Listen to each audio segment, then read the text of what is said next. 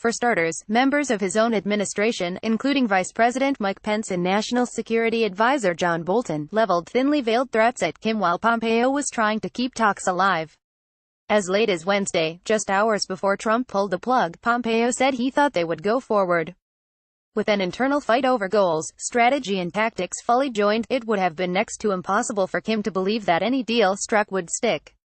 Trump also tried to short-circuit the normal diplomatic process, giving Kim a potential public relations victory without many concessions or conditions. And, with his criticism of his predecessor's deal-making abilities, Trump had set a bar for himself that would have been very difficult to clear. There was a lot for Trump to lose, and not as much to gain. Perhaps that's why so many of his allies, including Senate Majority Leader Mitch McConnell, of Kentucky, said Thursday that he was right to cancel the summit. The talks were star-crossed from the start, said Ellen Tauscher, who was the State Department's Undersecretary for Arms Control and International Security Affairs under President Barack Obama. In terms of the delicate art of international nuclear negotiation, she said, it was a mistake for Trump to try to cut a deal with Kim before the details of the agreement could be worked out by their underlings. By agreeing from the very beginning to give Kim a photo-op meeting with the President of the United States, publicly scheduling a summit with Trump right away, rather than using the possibility of such a session to negotiate the shape of that discussion from a position of strength, they handed a big prize to the North Korean leader. They got very little in return. You don't start out, no.